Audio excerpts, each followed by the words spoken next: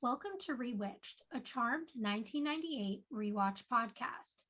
Join us on our journey as we recap, examine, and critique the series episode by episode from the beginning. We'll be keeping our podcast spoiler free, so we welcome fans, new and old, to join us in watching and reflecting on one of our favorite shows. Currently, we're on season 1, I'm your host, Jess Sabenko. and I'm your host, Mia Sabenko. Now let's get into this week's episode. This week, we're discussing season 1, episode 21, Love Hurts. It originally aired on May 18th, 1999, and had 5.68 million viewers. Okay, so I can start off this one since you started off the last one. Sure. And can I just say I am so excited about this episode. We got some good stuff going on here. I know, and I feel like we've been dropping hints the last few episodes. We're like, is Leo coming back? Is I Leo coming know, back? waiting for this to happen. 2 episodes ago was like our last.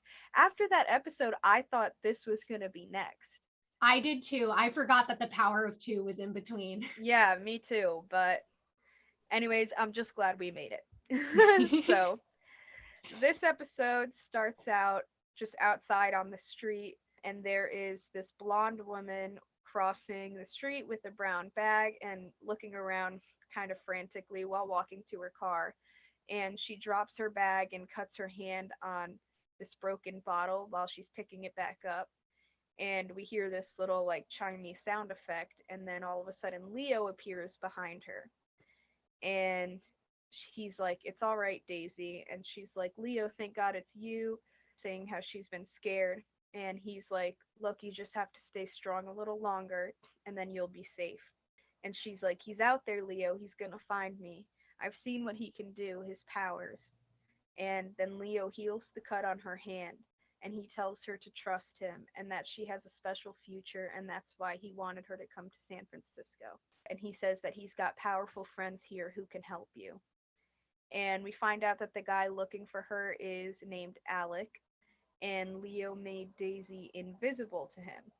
And then all of a sudden, this Alec guy appears, and he can't see Daisy, but he obviously sees Leo and assumes that she's there too, and starts yelling out, like, "Where are you, Daisy? You should stay here." While Leo's like, "Daisy, run, he can't see you," and she runs away. Then Alec's like, "I love her, Leo, much like you love your little witch." And Leo says that darklighters aren't capable of love. He says, "This one is. I love Daisy, and you're keeping me from her." And then basically just bantering more, saying how he cloaked her and how he wishes he could still see her in a heartbeat like he was able to before. And then Leo just says, like, "You won't find Daisy as long as I live."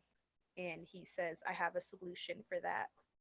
And then he turns to walk away and open his hand, and all of a sudden this crossbow appears with black smoke, and he turns around and shoots Leo in the shoulder with it. And Leo teleports away in these bright blue lights, and Alex smiles. So, like, Crazy start. yeah. I feel like we already like have so many questions from the very start. Like, who is this Alec? Now there's dark lighters too, which I assume would be the opposite of a white lighter. I'll And also say, like, this actor, I've seen him in other, like, shows from around this time too. I love him. And, like, he's so good at playing a bad guy, also, kind of like we were saying about the guy who plays Jackson Ward. yeah, I really love this actor too, and I think he's so cute. Me too. Like, he's such a cute super villain. Like, I'm sorry, but I love this guy. No, same. And honestly, like, I know like a lot of people like really like blue eyes. It's like their thing. It's not usually mine. Like I like darker like eyes, like darker hair, stuff like that. But I think this guy is so cute. Yeah, I don't know. For me, I'm a very like, even though my boyfriend is the total opposite of this, and I love him so much. I think he's the cutest, but I think my like general type that I get attracted to is like I love the blue or green eyes and then dark hair. Like I love the way they contrast each other, and that's exactly what this guy has, and I just think it's so attractive. Like Megan Fox, you know what I mean? Yeah. I think it's just such a hot look. Yeah, I mean, like, you know the type of guys I go for, but like we all know that like my number one like crush growing up was Ralph Macchio. So like if that tells you anything about the type of guy I like, that's it. Yeah. But also Daisy, the actress that plays her, like every time I see her, I always forget that she's in this show. But she's, the sister from that 70s show, and that's always what I think of when I see her.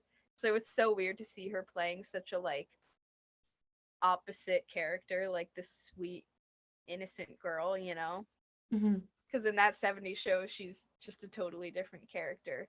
And I think Yeah. she is gorgeous too. I think she's so beautiful. I love her hair. Oh, absolutely. And everything about her expressions and the way she acts, like, just gets me every time. Like, I'm so drawn to her character, and so much of it has to do with what she's doing with her face. Me too. She does have a really good, like, she acts with her face really, really well.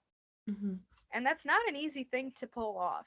No, not at all. Most people who try to do it look like they're overacting. Yeah, exactly. But she does it just the right amount. So, I don't know. I feel like we have very good characters in this episode. So already I'm right off the Yeah, bat. like I I'm think it's loving going to our be guest good. stars. We see that Leo's back, like lots of good stuff coming from this I scene. know there's just so much excitement. And this arrow, now Leo's shot. I wonder what's going to happen. I know. I'm like, this guy is a darklighter, obviously somehow, like you were saying, the opposite of white lighters. So I wonder what happens now that he shot Leo. Yeah. One more thing. I was like, I feel like Leo had time. You know what I mean? like, I feel like it was pretty obvious he was gonna shoot him or do something like that. I don't know why Leo didn't just leave already. I know, right? Like as soon as Daisy was gone, I would have been out of there, but Leo's like, gotta stay and hang out, I guess. I know, like, let's sit here and chat for a while. Like, I would have been gone.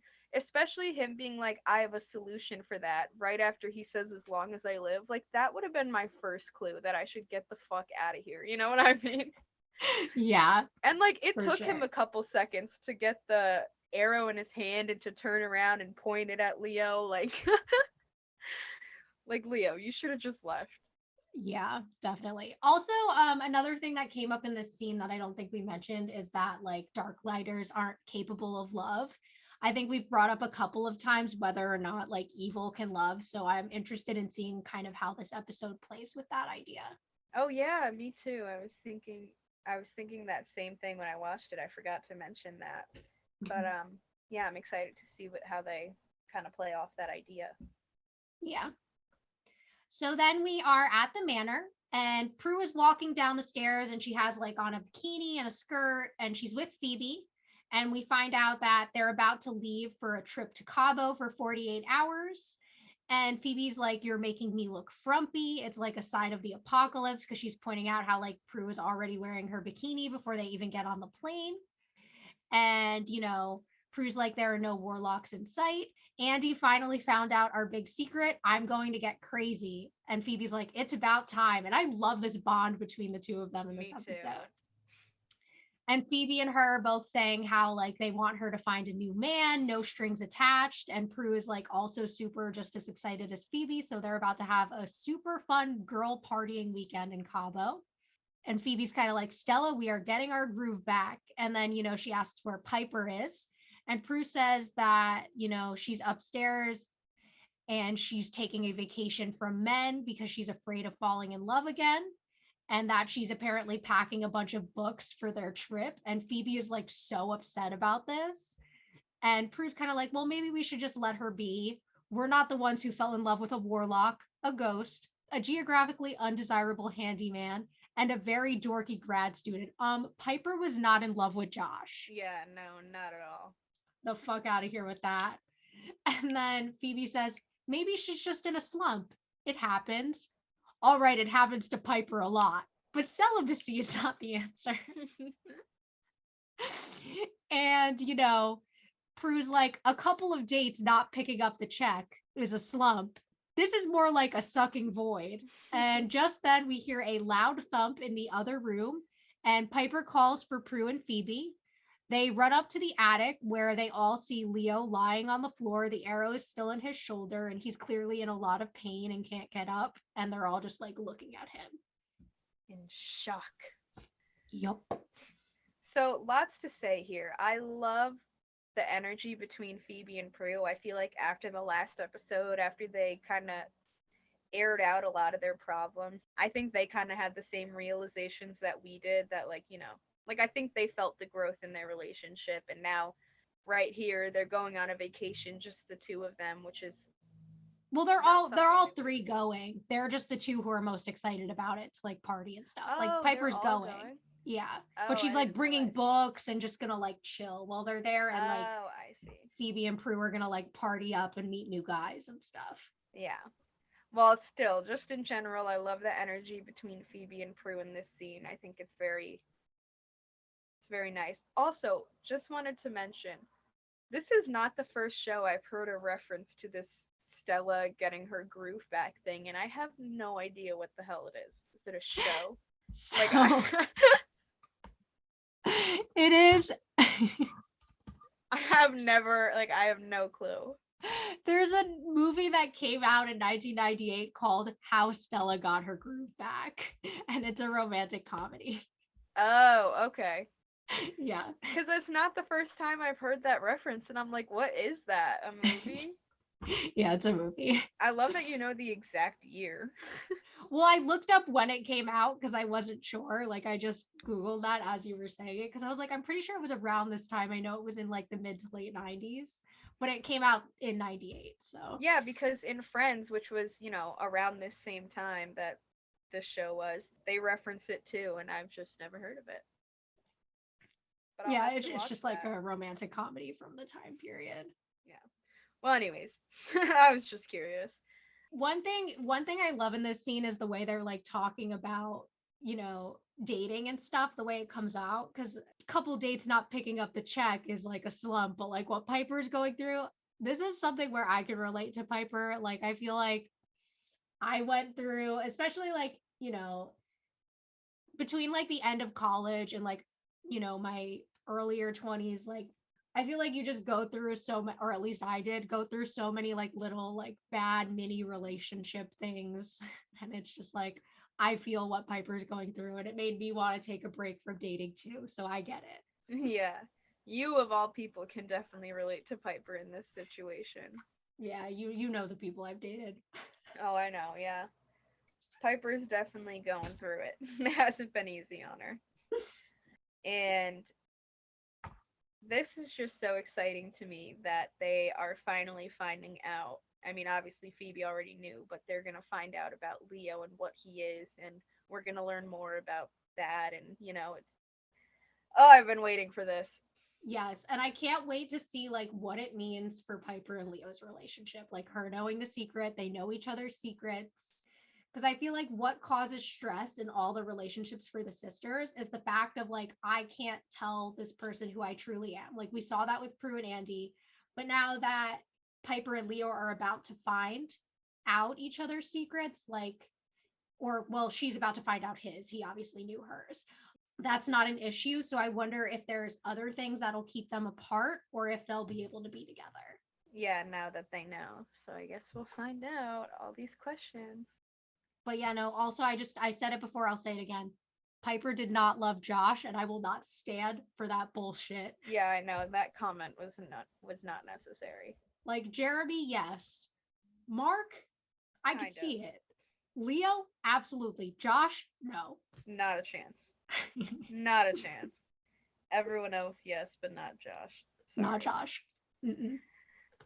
So after that, we move on to the theme song, and then we go back to the manor, and we see Prue in the bathroom gathering medical supplies from the cabinets into a basket. And then up in the attic, we see Piper and Phoebe walking Leo to a couch. And Piper's like, I can't believe that you knew. The fact that our handyman, the man I was dating, was supernatural just happened to slip your mind. And Phoebe was like, there was no slipping. I told you, but you didn't want to believe me. And Leo was like, Piper, I wanted to. And she's like, but you didn't. And he starts telling them not to worry about him as they put him on the couch. And Phoebe's like, we need to get the arrow out. And he says, don't touch it. It's poisonous. And Prue enters and she's like, you came to the right girl. and she uses her power to push it through and out. It just looked so incredibly painful. And then Piper is holding gauze on his shoulder after the arrow's out, and Leo says that he guides witches and future white lighters, and that he came to them because they need to protect this girl Daisy from a darklighter. And then he says that darklighters seduce innocent women, and that their goal is to create evil through reproduction, and that he broke the rules because he fell in love with one of his victims, who's a human, and she loved him back. And Piper's like, until she found out who he really was, right? Obviously subbing Leo. And then Leo's like, look, Piper, you have every right to be mad at me. And she's like, thanks for the permission. And he's like, you have to find Daisy before he does, otherwise she won't be able to do the good that she's destined to do and become a white lighter.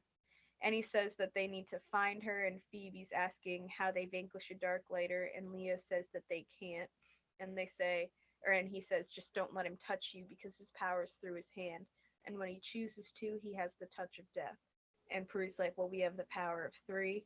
And she decides that she's going to call Andy to see if he can help her find, or help them find her. And that Piper should stay with Leo while Prue and Phoebe go look for Daisy. Mm-hmm. Yeah. I just love the emotion in this scene. Me too. From everyone, it felt very legitimate. It felt genuine, you know. Leo's pain when the arrow was coming out, and Piper's reaction to the whole situation is just so real, you know, like you feel her pain from the start, and his, like, Yeah, like I obviously like he that you deserved see it. like her concern for him and the fact that she is taking care of him, but like she's not hiding the fact that she's pissed off. And like I like that. Exactly, like she's still doing what she needs to do, and it just kind of shows, like, you know, obviously she still loves him, but this is just like, you can still see her anger and her pain through it. Like they do a really good job at portraying that. Yeah. I'm also like really interested in kind of like the lore that's being created about Darklighters here. I mean, like minor spoiler, this isn't the last time we'll see a Darklighter in this show. And like I want us to keep an eye on like how much of the powers that we see Alec have in this episode, we see future Darklighters also have. Yeah, I was thinking the same thing. I feel like there's, like, I wonder how consistent they're going to be with a lot of the storylines that they're showing us in this episode. Mhm. Like with, you know, these different demons like dark lighters and white lighters. Obviously, knowing that Leo's here, this probably wouldn't be the last time we see a dark lighter. And you know, I actually do like the exposition in this scene. Like, I don't think it was unnecessary at all. Like the way that he was explaining things to them, it felt like it actually was kind of needed. You know, like he was Yeah, because they didn't know and we didn't know, so it made sense. exactly, like it wasn't like unnecessary them telling us over and over again kind of thing, or it wasn't right in front of us. Like we got the information that we needed, which and they needed to. So they didn't do a bad job with it this time. Yeah. So after that, we're at the police station, and Daryl and Andy are sitting at their desks across from each other. And Daryl kind of like asks Andy if he's enjoying the cold shoulder. And Andy's like, yeah, it's been a week since Internal Affairs has made a move. What are they waiting for? And Daryl's like, I'm not talking about IA. I'm talking about you and me. And Andy's like, I got no problems. And Daryl's like, well, that makes one of us. Daryl's like, IA is on our ass, and I still don't know why, but I'm pretty damn sure you do. And that's when Andy's phone rings, and it's Prue calling him, and he pretends that it's Franklin from forensics. And Prue tells him that she needs his help and asks him to meet her at Quake because she realizes he can't talk. So he hangs up and gets up. And as he's leaving, Daryl goes, Franklin's wife had a baby girl yesterday, took a week off. He call you from the maternity ward? And, you know, he walks over to Andy. He's like, you don't have to tell me what's going on, but don't lie to me, okay, partner? And Andy kind of like nods and pats him on the shoulder and leaves. Poor Daryl. Poor I honestly Daryl. feel bad for him here.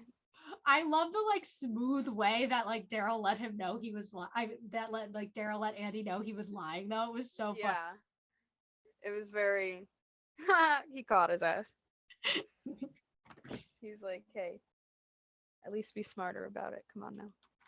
But I mean, as much as I was talking in last episode about how much I don't like the whole like, oh, like I'm supporting you even though you might be doing something wrong, like I'm gonna focus on it instead of from my, cops are doing wrong perspective. I'm gonna focus it on it as like me knowing these characters of Daryl and Andy, who I both like, and he's looking out for his friend. And he's kind of like, listen, you don't have to tell me what's going on. I'm here for you. I'm trying to be here for you. Like, this isn't about internal affairs. This is about you and me. Like, I want to fix us.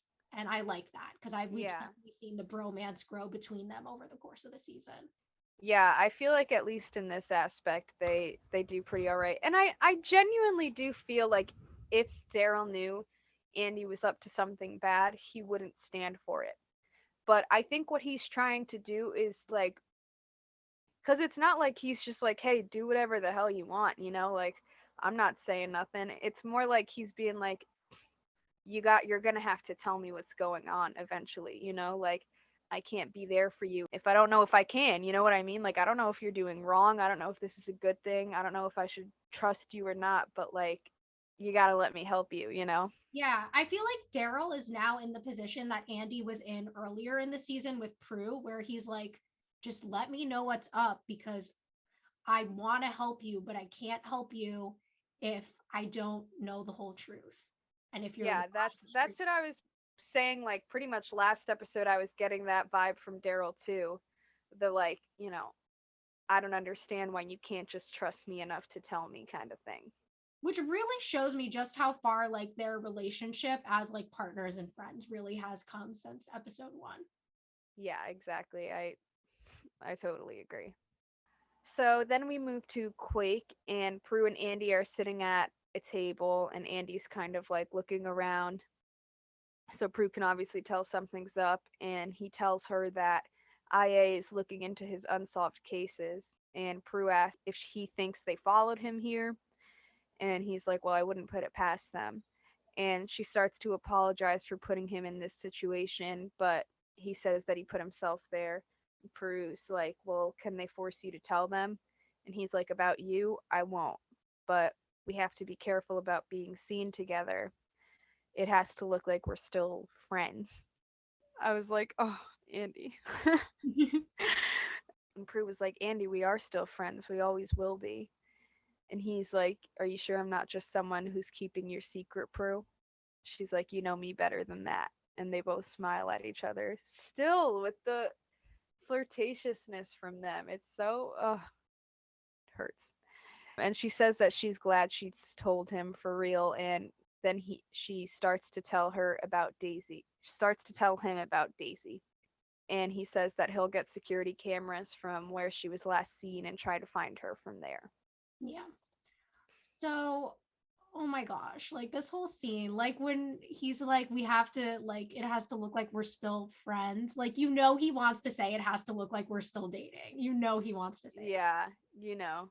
And it's just like, and like the Prue being like, Andy, we are still friends. Like, I'm just like, I know. I know. It hurt me physically. But here, I mean, I feel like we were questioning what was going to happen with their relationship after last episode and, him making that decision, but it's clear that they are still trying to come to terms with it, but like I said in the last episode, I didn't think they'd be able to just give each other up like that. And obviously they don't, like they still do want to be friends, and they still are there for each other. And the energy between them hasn't really changed, like their dynamic still feels the same as it did before. This time the truth is just out there, that's the only difference, mhm. which I guess in a way is kind of more painful, because at least before we had some more hope. If like maybe they knew the truth, then things would be different, but now we see that even though it's out there, things are still going to be the same, which is just heartbreaking. Yeah, it's like the truth is out there and it still hurts. Yeah. Part 2. Oh my god. Yeah, but this was a sad scene. This whole episode's got a lot of sad moments. There are so many moments between the two of them in this episode, like between what's going on with the two of them and what's going on with Piper and Leo. Like how I made it through this episode without crying 97 times is just Insane. I know. I only cried twice. I'm Yeah. pretty proud of myself. All right. So now we're back at the manor. We're in the attic. And Leo is laying on the couch and he's like topless and he's under a blanket. And Phoebe brings him some food. And he asks how Piper is. And Phoebe says that she's dealing. And, Leo's like, I wish she didn't have to find out about me like this. Being with her broke the rules, but not being with her breaks my heart. Okay, with the corny love lines. I love it. Ooh, I'm like, my heart. I But, know. Phoebe says that, Piper probably understands having to keep a secret. It's not like she jumped out like to tell you what we were. And then, he asks about Daisy. And Phoebe tells him that Prue and Andy are on their way to where she's staying. They found her. And then she starts changing his bandage and he's like, I know it's bad. And she asks if why he can't use his healing power. And he says that his powers are for others. He can't use it on himself. Then he starts coughing really bad. I guess he has COVID.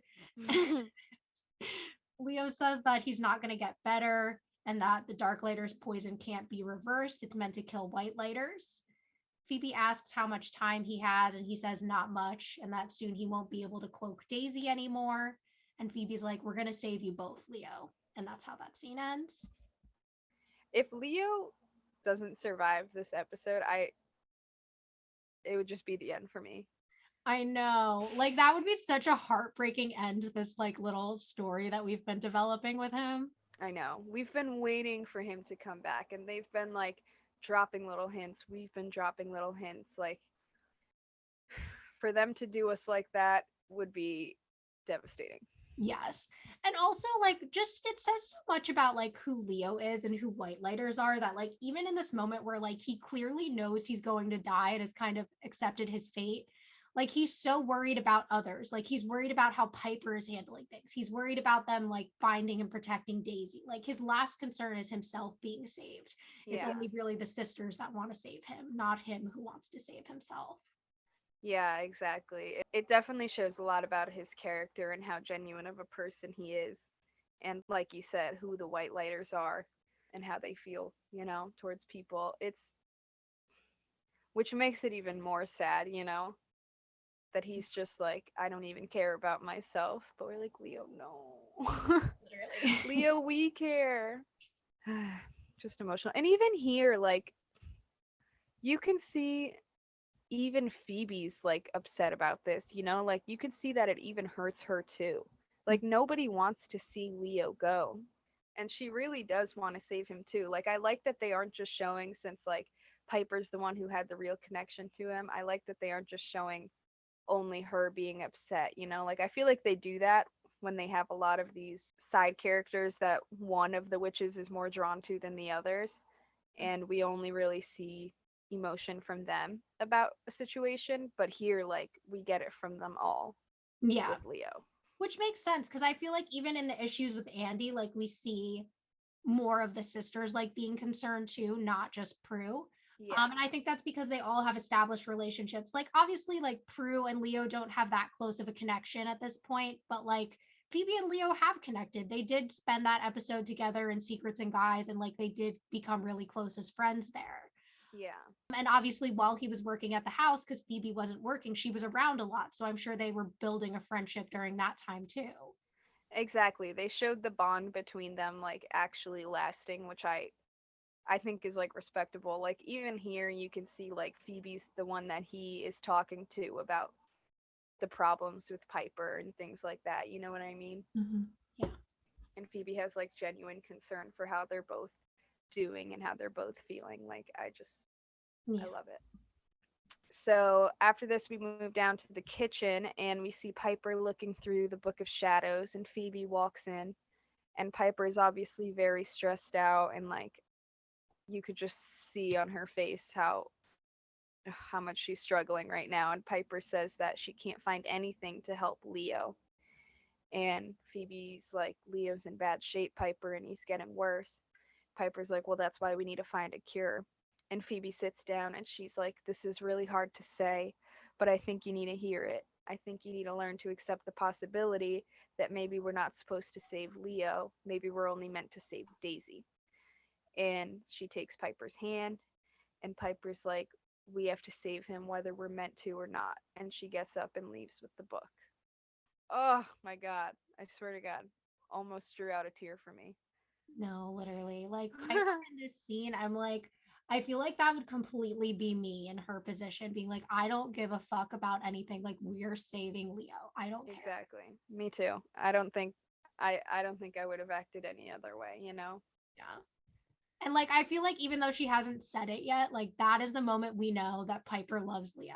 Yeah. Like, She really does. And we even like kind of got that hint that she has this really strong emotion with Leo and connection with Leo from the start, like even a couple episodes ago when she was like, I can't get my mind off him, you know, like if I'm thinking about him, I'm not thinking about other guys. yeah. So I feel like even then we could see like Piper's really like falling in for this guy. Mhm. Yeah, Soulmates. for real. Talk about soulmates. Never seen anything like it. So then we get this really quick like cut up upstairs to like Leo sleeping and he's like gasping for air. So like, just more idea that Leo's dying. Then after that, we're at a hotel and Daisy goes into a room and she closes the door. She puts a bag down on the table and then she notices there are flowers there and she's like freaking out. And that's when Alec appears and he's like, I got your favorite. I thought you'd be happy to see me. I miss this, us. And she's like, there is no us. Like, you need to stop. He's like, never. You're the one, Daisy. You're mine. And he like keeps moving closer to her and she's like backing away from him. He starts talking about like their memories and the first time she said I love you to him. She picks up the flowers and like throws the flowers in the vase at him, but it like hits the wall. And he asks if that's any way to treat the man who loves her. And she's like, you're not a man, you're not even human. And he says, don't make me regret telling you who I really am. I love you, and now no one can stop us from being together. Think about it. I found you. What do you think that means? I've clipped Leo's wings and soon he'll be gone, so I can find you whenever I want. And he's like touching her face and she looks like she's about to cry. And that's when like the hotel manager starts knocking at the door and asking if everything's okay. And Alex says that he wins. And then she's like, no, you only win if I come willingly and I never will. And then Alec like puts his hand on her cheek. He's like, then I'll never go away. And that's when the manager like starts opening the door and Daisy yells for him not to, but it's too late. And Alec goes over to him and he grabs his neck and like his hand glows like bright red and he like burns him to death. And while that's happening, Daisy escapes out the window and he's like, you can't run from me. And just then Prue and Andy come in and Prue uses her power to throw Alec across the room into a mirror. And then he like teleports out with like this little like black effect. And then Andy's like, what the hell was that? And Prue says, welcome to my world. And he just looks at her. Crazy scene. Again, with the like facial expressions from Daisy. She just does it so well. Yes. Everyone plays their emotions so well in this episode. Like, I can't even stress it enough. Yeah. And I mean, we'll talk more about it later in the episode as we see more and more scenes between the two of them. But I think they're already starting to show those building blocks of the fact that like what's going on with like Alec and Daisy is obviously a like representation of like women in an abusive relationship, like trying to leave the relationship. Yeah, I was thinking the same thing. You can see a lot of that in the kind of the way they don't stop and the way that they take this power and control and like don't take no for an answer and the fear and like the way you feel trapped. Like they show a lot of that here and that does happen in real life, you know? Yeah, and the way like it's hard because like and I feel like this is true from like what I've read and seen like about like abusive personalities. Like he's so charming, you like want to like him, but then you see what he's actually doing to her and the way he's acting with her. Because like the way he's talking and like he's so handsome and he's so like well spoken and he like seems genuine when he's talking, even though we know that underneath it there's that evil. And I feel like that's so true of so many like narcissists and abusers that like to the outside world like they appear like they're this like nice person, and that's how they even get someone to fall in love with them in the first place before they start showing those like more aggressive, more abusive tendencies. Yeah. I mean, I couldn't have said it better myself. That's it's totally true. You know, the personality and the charm and his looks, everything about it plays a role in making someone fall for you and making things so difficult. It's the manipulation underneath is insane, you know? Yeah, and the way he has like this power over her and like makes her responsible for his behaviors, which we'll talk about later in the episode, which is, exactly what abusers do to their Yes, victims. exactly. Put the blame on someone else or like spin it around and make it seem like it's on you. Yeah. And then that not only makes you feel weaker, but that makes you like blame yourself and then you feel like you deserve something like this. Hmm. And that's what happened to a lot of people and makes it even more difficult to get out of a situation like that. Hmm. Definitely. After this, we go back to the attic and we see Piper on the floor next to the couch. Leo's on with the book open and she's starting to read off a spell.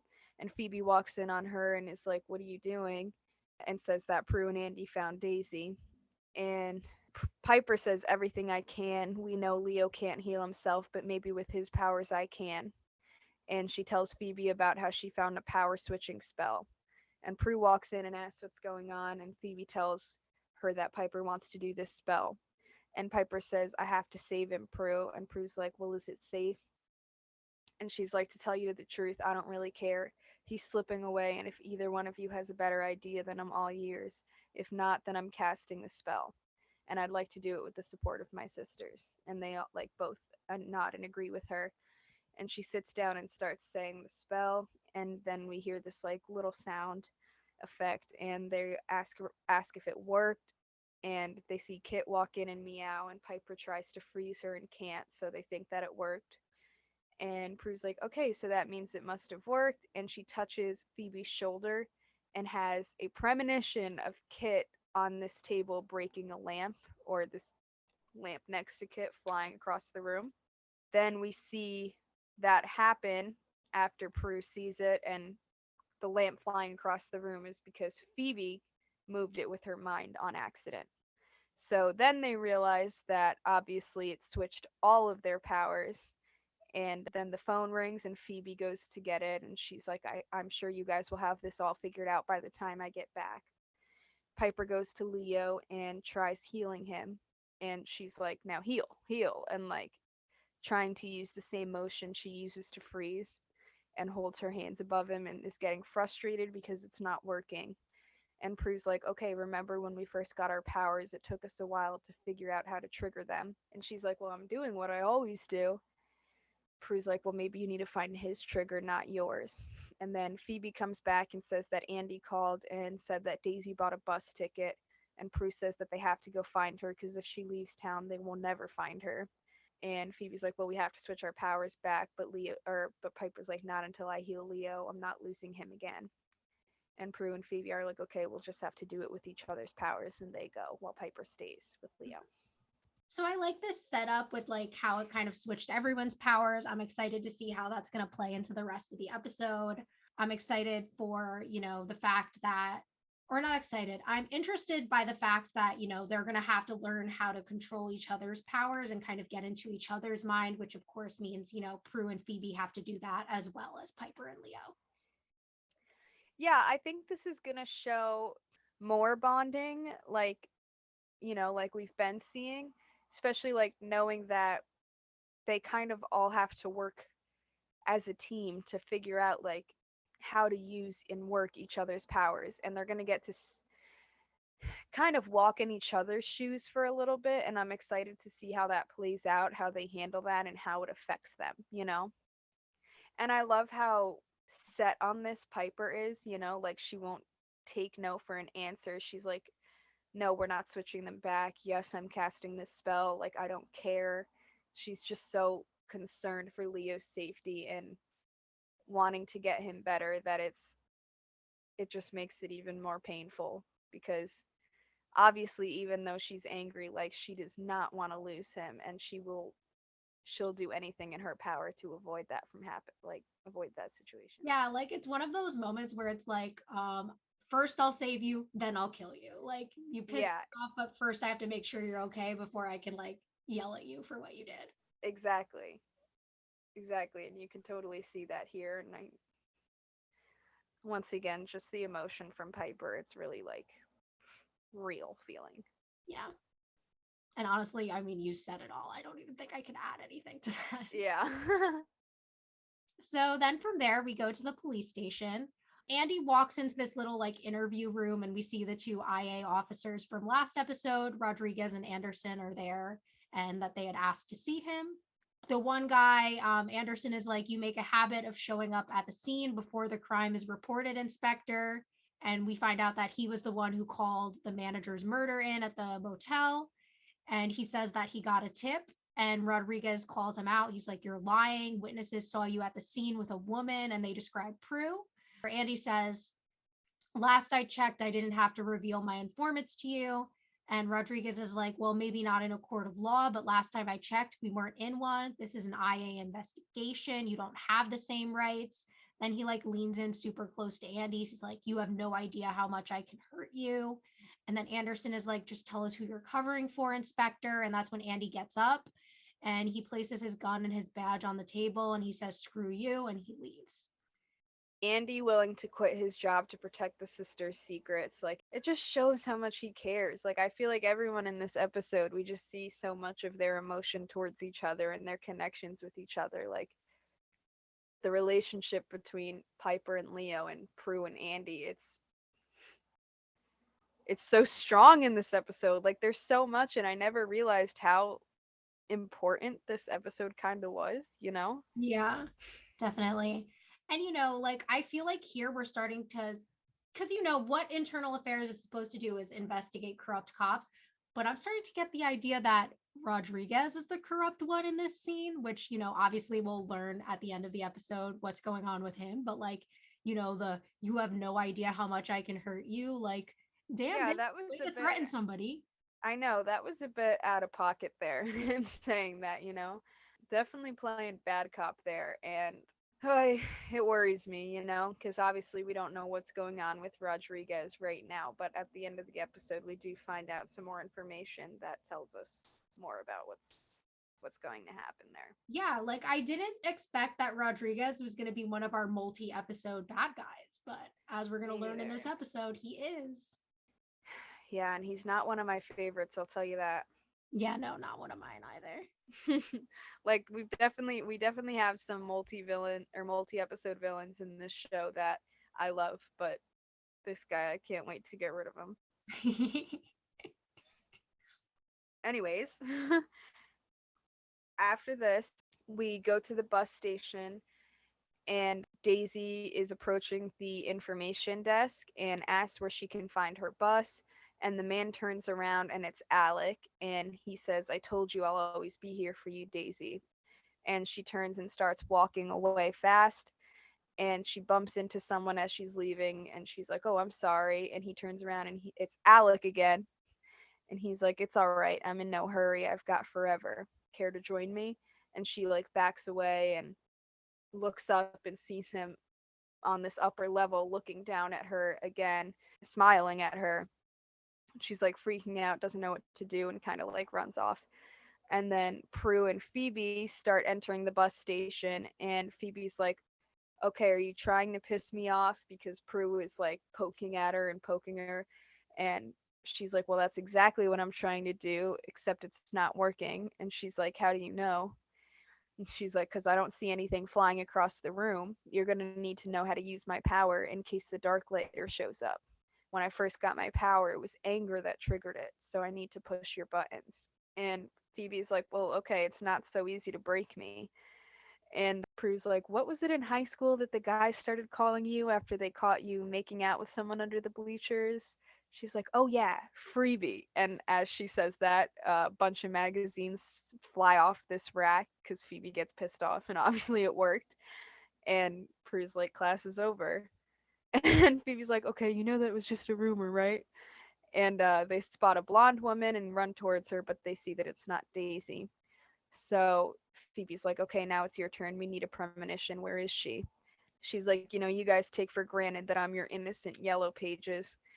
And Prue touches the information desk and gets a premonition from Daisy in the bathroom. So they run to go find her. And in the bathroom, we see Daisy washing her hands and telling herself, like, it's okay, I'm going to be okay.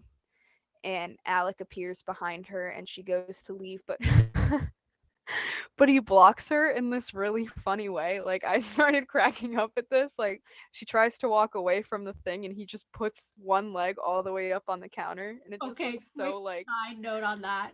When I was in high school, and like me and my friends all like make fun of this, I won't name it, but like there's a thing we say where we say this one teacher's last name because we had a gym teacher in my high school who, anytime he would talk to like a girl student, he would like just put his leg up on a desk like that to talk to them. what the So we fuck?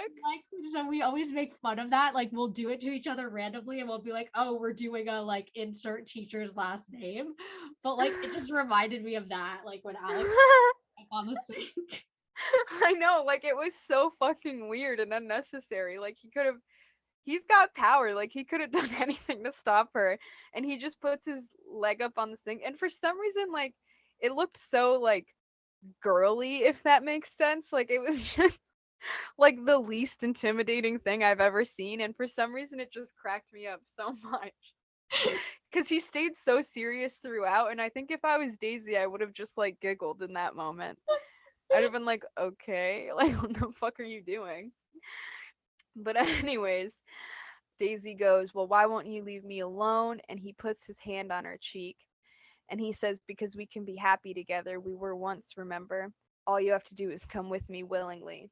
And she's like, "And watch while you kill more innocent people." And he's like, "No, you made me do that. Those people would still be alive if you had just come with me. That's all I ask, and the killing will stop."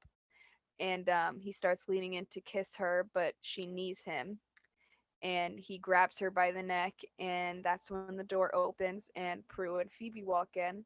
And Prue says, "I believe this is the ladies' room." And he says, "And this is a private conversation."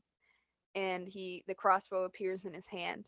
And Phoebe tries to use Prue's power on him, but instead she just started all the soaps and water running. And Alec laughs and he grabs the crossbow and he says, "I've never used this on a witch before."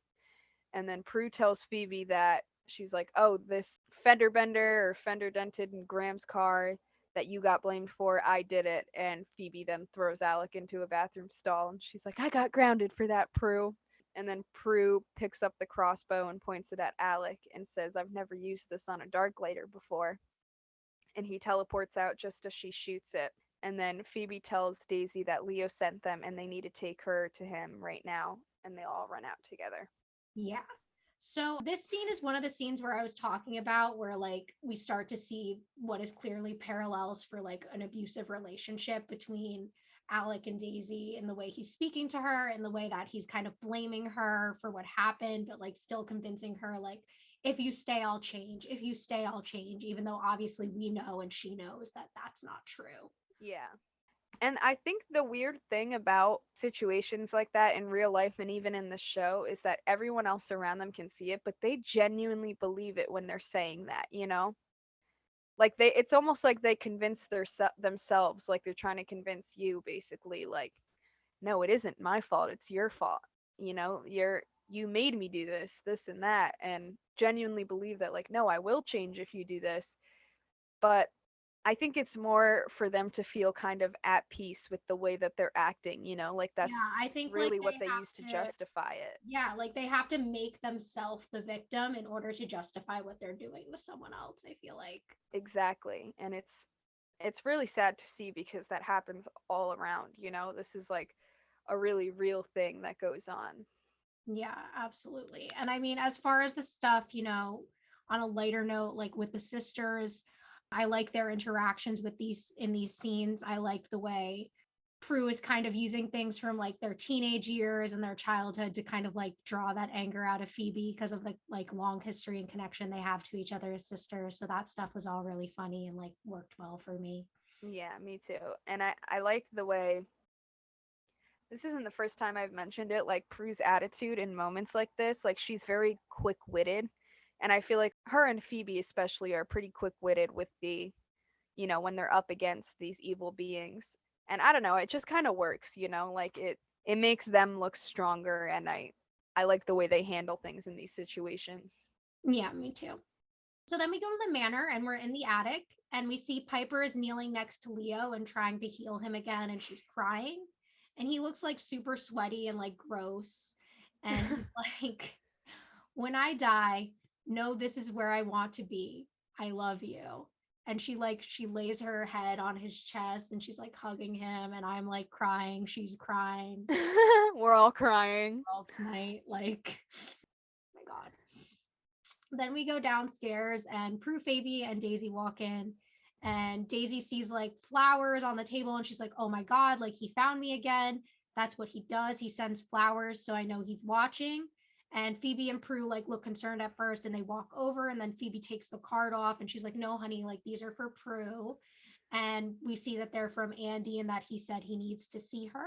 Prue's like, there's a lot going on, but like, I can't go. I have to stay with you. But Phoebe's like, no, like, I have the active power now. Like, we'll go upstairs to Leo. Like, you go see what Andy needs. So then Prue leaves. Then we cut back to the attic where Piper is on the floor, rocking back and forth. And Daisy and Phoebe come in. And Piper's like, I tried. He's gone. And Phoebe kind of goes over to her and like puts her hands on her shoulders and is like petting her hair and like comforting her. And it's like a really sweet moment between the two of them. This is just so sad. This is what we were scared of. Leo dies. And I do have more to say about that, Does but I he have to die? wait Like, till that's what I'm later. confused about because, like, I don't think that Leo can bring people back from the dead, can he? That's the part that I was a little confused about because I mean, I guess it's not too much of a spoiler because obviously the viewers have watched the rest of the episode too. But, that's not the end of Leo. Like, things get figured out. But if he died, how did Piper bring him back? Because his power is to heal, not to revive, at least as far as we know.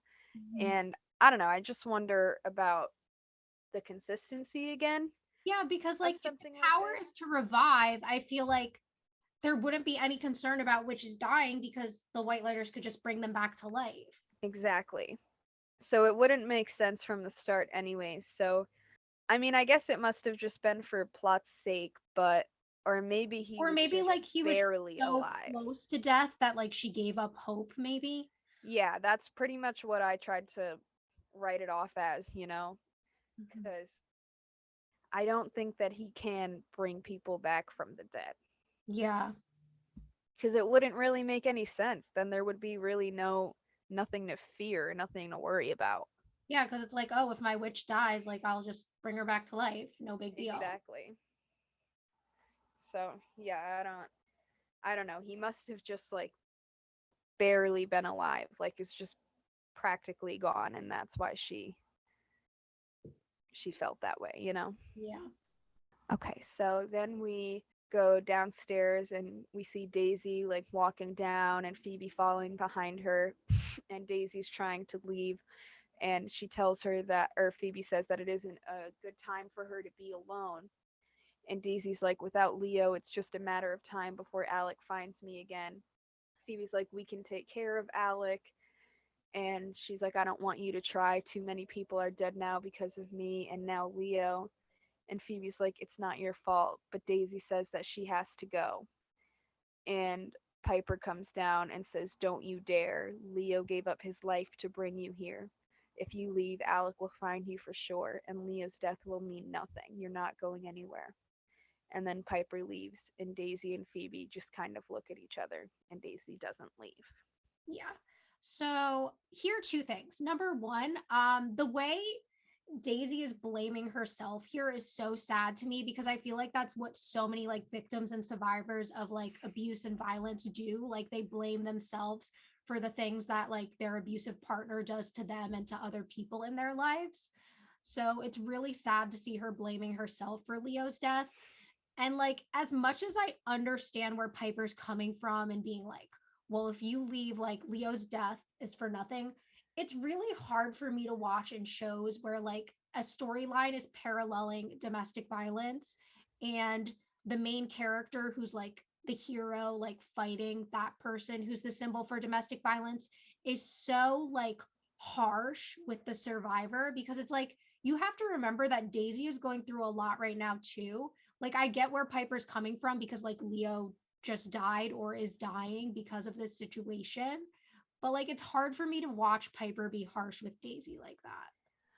I agree, but I think a lot of it is because in moments like that, like voice of reason obviously doesn't really help. Like the logic that Phoebe is giving Daisy and her trying to tell her that it's not her fault and this kind of gentle reassurance is not helping. You know, it's just making Daisy feel even more like, well, I don't want you to get hurt too. Like, no, no, it is my fault. Like, I have to go. And I think I mean, it is hard to see that, but Piper kind of using her emotion and Leo's death as a way to get her to stay in the end did kind of help the situation. Like, Daisy No, it actually did did, but listen like to it's that. also manipulative, and like part of me is bothered by someone manipulating someone who is already going through that. Yeah, I agree, but I mean, I guess I just see both perspectives, No, and I do I feel too. And like like if I she completely understand Piper's anger. I'm not saying that. It's just hard for me to watch like what's happening to Daisy when I'm looking from her point of view. Yeah, no, I totally feel the same way. I don't like to see people treating survivors in that way. It's just, I feel like almost Daisy needed to hear it in a way, Mhm. but it was manipulative and definitely wasn't fair to her. But I also understand that like Piper is obviously coming from a very emotional place with what just happened with Leo. So like I do give her the room for that as well. And like looking from Piper's perspective, I understand why you'd be pissed and you'd be over the situation. Like you just watched the love of your life die. You're not gonna let Daisy die too. Like I get where Piper's coming from. Right. It's like she is still trying to help, but like she's just in such an emotional position right now that it's not easy for her to do it in a clear-minded way. Yeah. So then we're at the park, and Andy is sitting on like this bench swing, and Prue walks over to him, and she's like, I take it we're not here for the same reason we used in high school. And, he kind of smiles. He's like, unfortunately, no.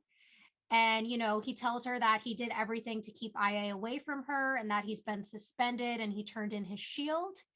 He says that eventually, like, Rodriguez is going to find out about her and try to put the heat on her to get to him. And unless she's careful, he's going to figure out that, it's her and her sisters that he really wants and who Andy is protecting. He tells her that till they're off his back, that the two of them shouldn't be seen together. And Prue says, I can't believe you're worried about me when you're about to lose everything that you've ever worked for. And, Andy says, those cases are innocent lives that you and your sisters helped to save. What you're doing is the reason I became a cop. And, she's looking at him and he looks all sad. And Prue's like, I'm sorry. And he says, don't be. Everything happens for a reason, remember? You taught me that. And he smiles at her and she kisses him on the cheek and they share this look. And then she leaves and he looks after her and then he looks straight ahead and he's like sad again. And I just,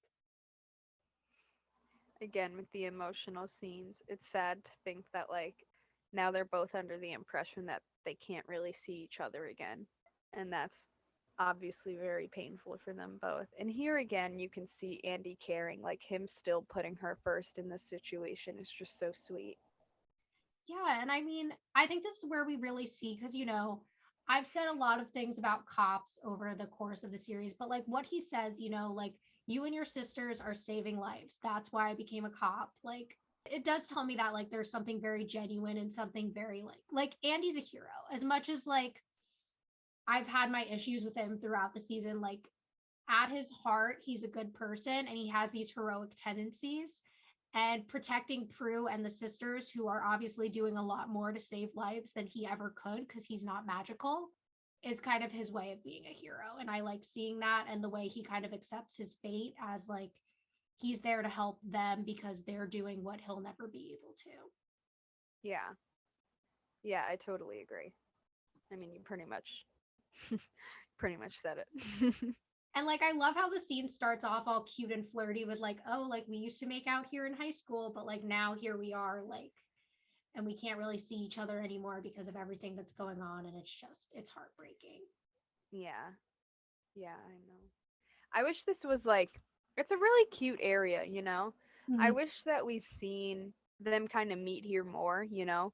Yeah, they Like should it have sucks had that little this dates is there earlier in the season. exactly like it sucks that this is the first time we're being introduced to this area that apparently they used to go to all the time in high school, you know, and like obviously it's a memorable place for them. Like I wish we could have seen that earlier in the season, you know. Yeah, me too. So, after that, we go back to the attic and Leo is laying on the couch dead, I guess. Piper is leaning on the doorway looking at him, and Phoebe approaches her and asks if she wants to talk. And Piper's like, he could have stayed with us, he could have fought harder. She's like, he was in pain, he had to let go. Piper's like, well, our magic's never failed before. I cast the spell, I took his power, all he had to do was show me how to do it, and he never did. Phoebe's like, how can you be mad at him right now?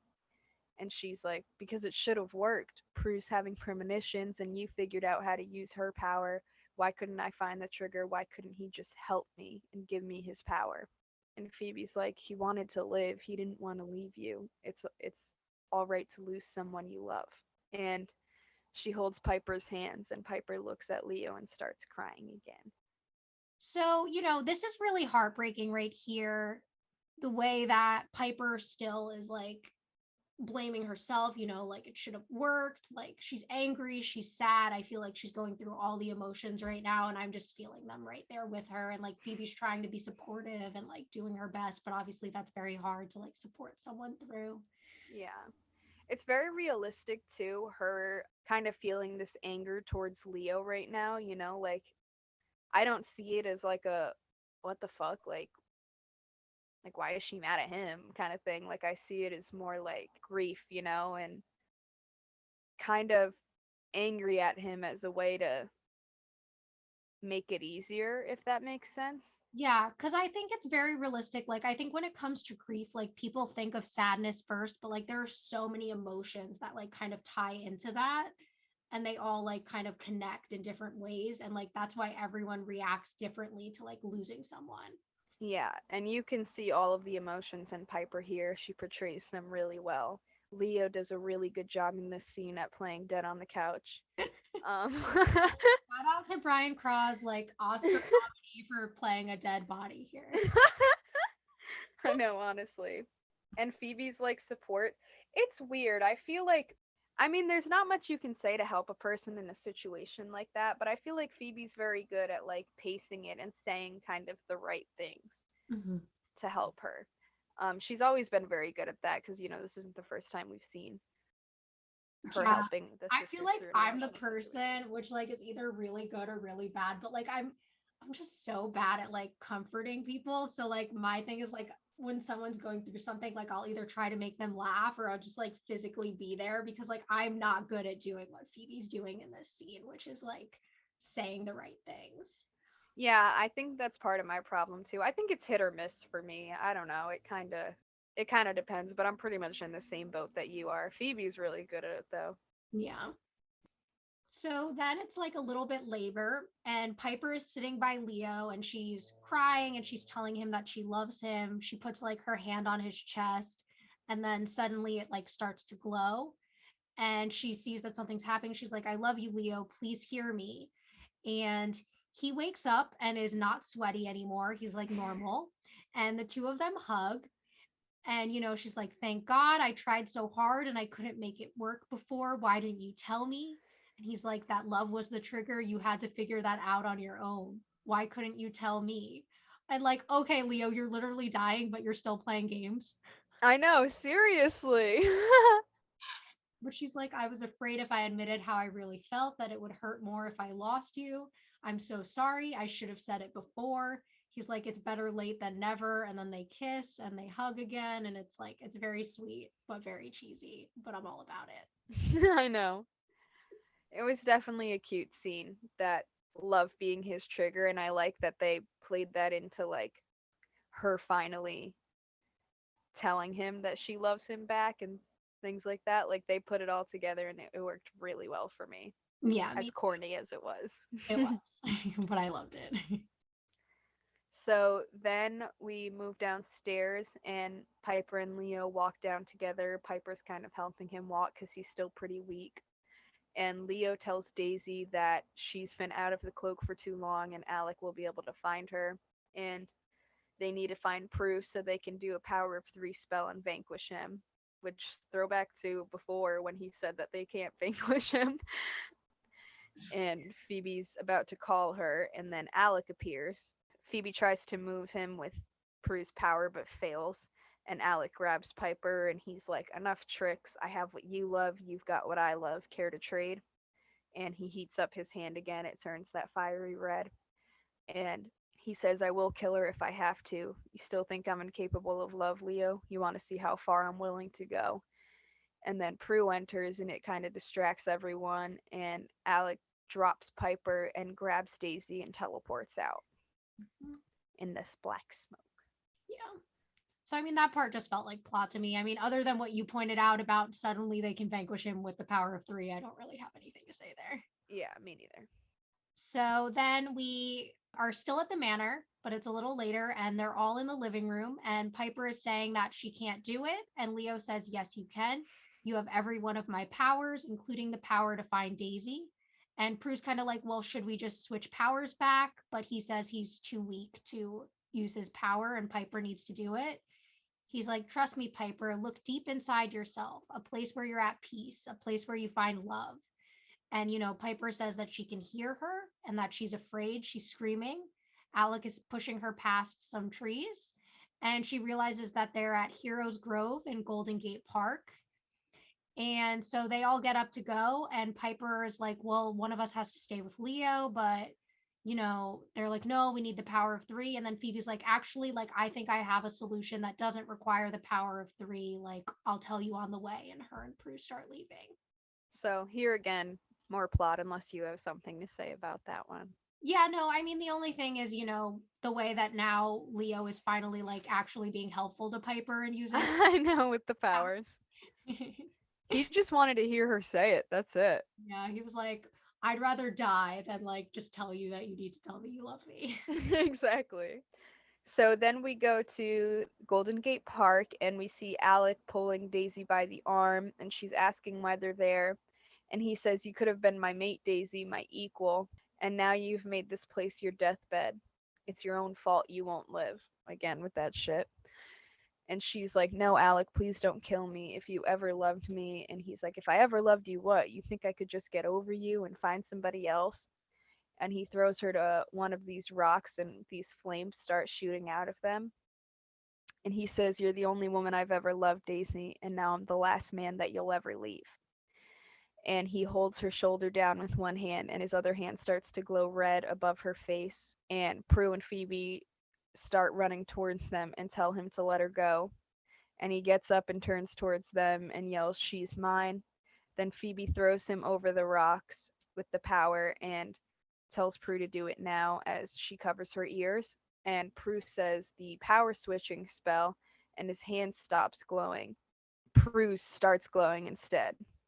And he's like, where's my power? And he looks over at her, and Prue's like, it's hate. Hate is his trigger. And Phoebe's like, well, then hate him. She's like, no problem. Bring him to me. And Phoebe uses the power to bring him to her, and he gets pulled towards there, and Prue touches his chest and he starts screaming and is on fire and his body kind of starts melting away. And she says the spell again as he's dying to get her powers back. And then Daisy kneels next to them and he dies. And she's like, he's gone, you did it. And Phoebe asks Prue if she's okay. Prue's like, I can't believe how much hate that took. I never want to feel like that again. And Daisy's like, you just gave me my life back. And Phoebe asks Prue for her power back when they get home, and they both smile at each other.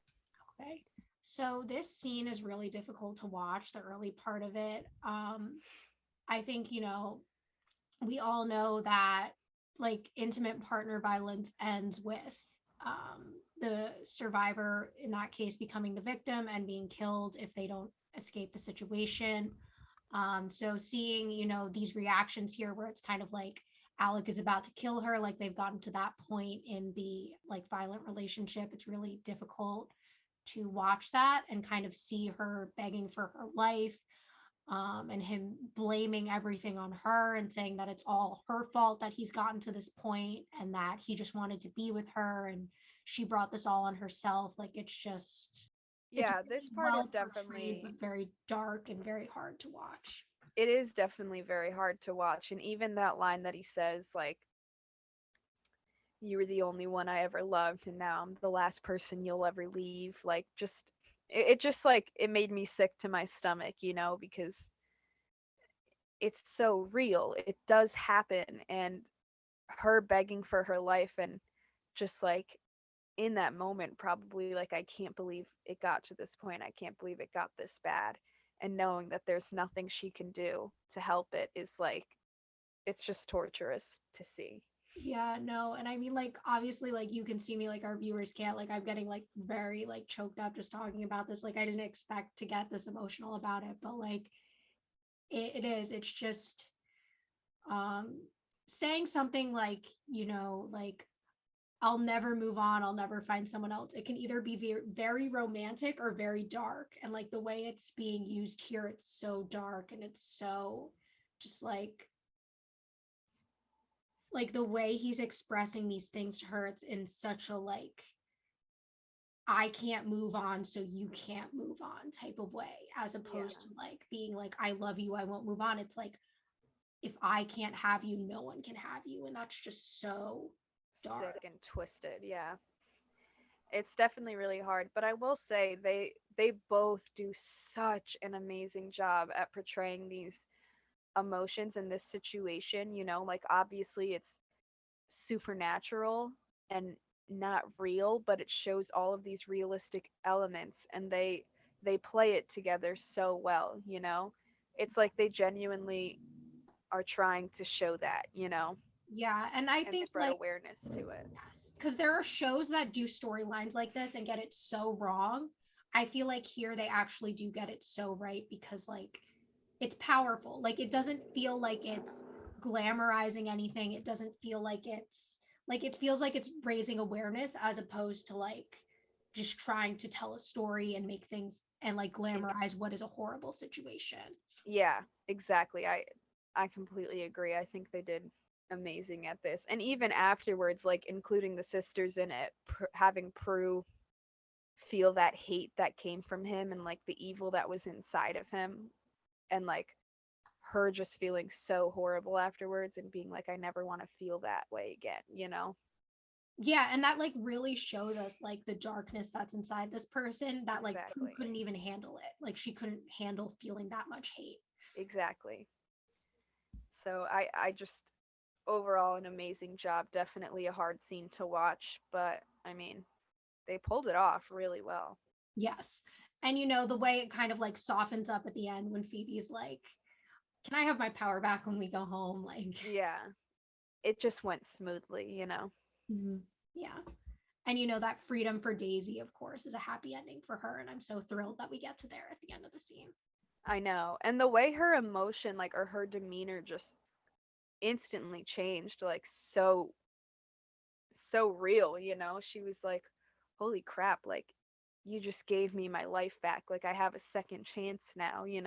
Mhm. I'm finally not stuck in this horrible situation anymore. And you can just see the genuine happiness from her to have gotten out and finally be away from that.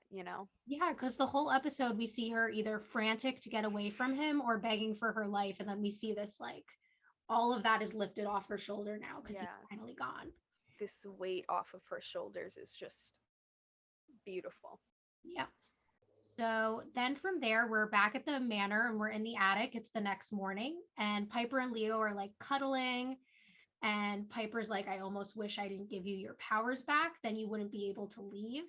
And he says, Me too. She asks him, since Daisy's human, like, did he used to be human? He says that he was and that he grew up in San Francisco and lived there until he went off to the war. And she asks him if it was Vietnam. And he says, no, it was World War II. He was a medic and he was killed in action, which is when he met the White Lighters. He says they offered me immortality and a chance to help special people like you. And I never once doubted that I didn't make the right decision till I met you. Ever since, all I can think is how I'd give it up to have a mortal life again, to have a family, grow old with you. She asks if that's possible, and he says, yeah, it is. Like, if she wants him to, like, he can do that. And she's like, are you kidding? I want that more than anything. I don't want to lose you again. But then you wouldn't be able to help other witches or other future White Lighters, would you? You couldn't help save the next Daisy. And they look at each other and like they're kind of meeting eyes and then looking away and then meeting eyes and they both look really sad. And he says that he needs to go and they kiss. And he says, I love you. And then he gets out and he teleports out in those white lights again. And she looks at the spot where he was standing and says, I love you too. Such an adorable scene. I mean, I love the connection between them and how much they genuinely want to be there for each other. And it kind of shows this idea of like, sometimes love isn't enough, you know, like we have to be strong. There are more important things at stake, and Yeah, they both you have have to these do what you greater have to do. destinies. Yeah, like you have to do what you have to do. I have to do what I have to do. And that's just the way it is, you know? Mm-hmm. Like it was definitely painful to see that. But again, we lose Leo. I swear, he's like comes and goes so Oh, I'm much, like, you Leo, know? please just stay. Right? So I can't wait till we start seeing more of him because I don't think this will be the last time. Yeah. Could we hope that he might be a series regular in season 2? I'm keeping my hopes up. I know, seriously, instead of like on and off again. No more special guest star. We want a series regular here. Please, I'm begging you. So after this, we move to a construction site and we see Rodriguez and the other IA guy are sitting in a car. The other guy has headphones on and he's got binoculars, and this train goes by. And then across the site, we see Andy walking up to Daryl, and Daryl asks how he is. And he's like, I've been better. How about you? And Daryl's like, those IA sons of bitches wanted me to wear a mic. Andy's like, well, are you? He's like, what do you think? And then Andy smiles at him and asks if he's in trouble. And Daryl says, less than you. Andy's like, I'm doing it for a good cause. And Daryl says, Andy, I'm your partner, and more importantly, I'm your friend. I want to believe that you're on our side. It would really help me if I knew why you were doing this. I'm not asking for IA, I'm asking for me. I think you owe me that. And then in the car, Rodriguez says, I told you they'd meet, didn't I? And the other guy says, it doesn't do any of us good if we can't hear them over the noise. Sure wish I could read lips. And then Rodriguez looks over at them. And back to Daryl and Andy, Daryl says, who are you covering for? And Andy says, it's Prue. And all I can tell you is she's connected to all of our unsolved cases. And he says, I was hoping you weren't going to say that. And then back in the car, the guy's like, I can't get a thing. And Rodriguez says he's covering up for Prue Hallowell. He's like, what? How the hell did you? And then he looks over at Rodriguez and sees that Rodriguez's eyes are just solid red. And Rodriguez opens his mouth and lets out this like high pitched scream that like kills the other guy on the steering wheel. So Rodriguez is a fucking demon, dude. Dude, Rodriguez is like red eyes and screaming face. Like that lives rent free in my memory. I know that. I know the way it like zooms in, his face gets like stumpier and like looks so weird. I don't know. It was, So funny. yeah, it looks hilarious. But fucking Rodriguez, dude, I knew there was something off about this guy. Yep. A He's demon, a man. multi-episode villain. And the part that's really freaky is he's after Andy. Like he's going for Andy right now, and I don't know. I don't know how that's Yeah, I gonna mean, play something out. tells me that he knew that Andy was somehow connected to like witches, and he was trying to figure out if Andy had powers or if he was protecting someone with powers. Like that's what I took away from all of this. Yeah. And then just now he found out that Prue's the one he's covering for, so maybe that will move him towards the sisters as opposed to Andy. Yeah. But I Or maybe guess we'll like see. using Andy in some way to get to the sisters since like he has that connection with him already. Yeah, exactly. So I guess we'll see how that plays out. Yeah. And then of course, the Daryl and Andy of it all, like I love their connection in this scene, that he finally tells him the truth and like puts the trust out there, even if he doesn't tell him about magic, like he does tell him what's going on, basically. Yeah. I love that they trust each other and the bond is just there. And even here, you can see Daryl like being honest and being like, I want to believe that you're on your side, but like, I need to know what's going on in order to know that. You know what I mean? Yeah, exactly. So our last two scenes, first we have this tiny scene where we're in the manor and the attic at nighttime. And Piper finds like Leo's dog tags on the couch and she puts them on. And it's like, this sweet little moment where she has like this connection to Leo.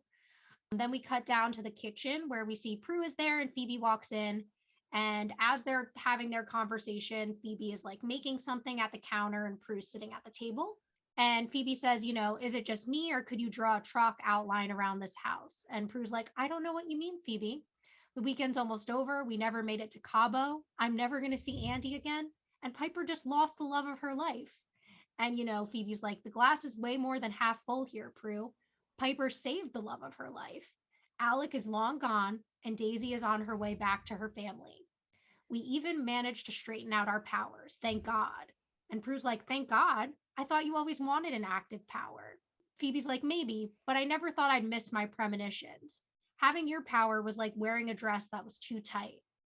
And then, Prue finally apologizes for, things she was saying earlier in the season. She's like, remember when I said you had no vision? You'll never hear it again. It takes a lot of strength to see what you see. And Phoebe's like, I'll drink to that. And she brings over these like pineapple drinks she made and says that she's going to bring Cabo to them. And she turns on the radio and this like Caribbean music starts playing. And Prue's like, come on, Phoebe, like we still have serious problems. And Phoebe says, problems are for Monday mornings. And then they like cheers. And it's a cute little ending. Yeah, definitely a nice little ending. I like Phoebe's positivity in this. Mm-hmm.